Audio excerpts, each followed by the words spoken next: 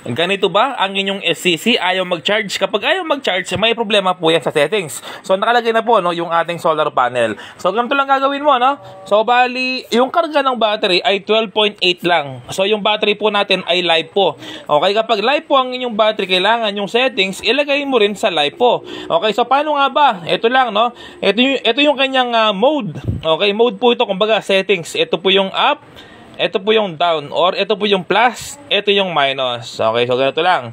Press natin. Ayan, no? So sobrang baba na kanyang full charge, 12.6. Mataas pa nga yung ating normally voltage to 12.8, no? Ito kasi mga ka-repairman ay maling setup. Okay? So isa pang click. Ayan, no? Naka B2 lang. Okay, kailangan B3 po yan. Okay? So kaya pala ayaw mag-charge.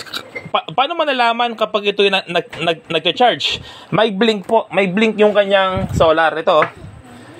May blink po yan yung araw. Kapag nagbi-blink po yan, ibig sabihin, kumakarga.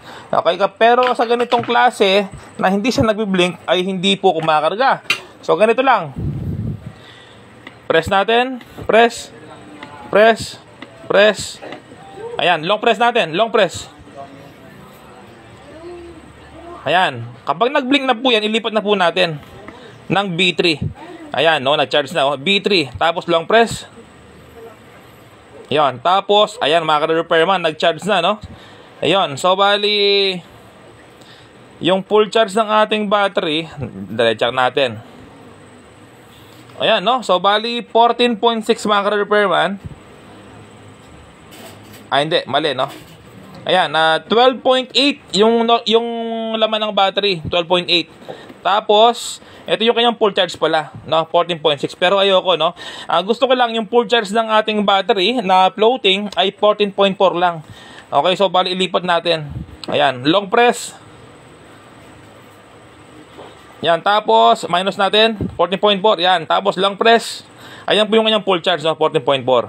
Ayan, so bali ito po yung kanyang normally yung karga ng battery, ito po siya 12.8. Okay, kapag dumating po yan ng 14.4 ay hindi na po kakarga. Okay, ibig sabihin full charge na.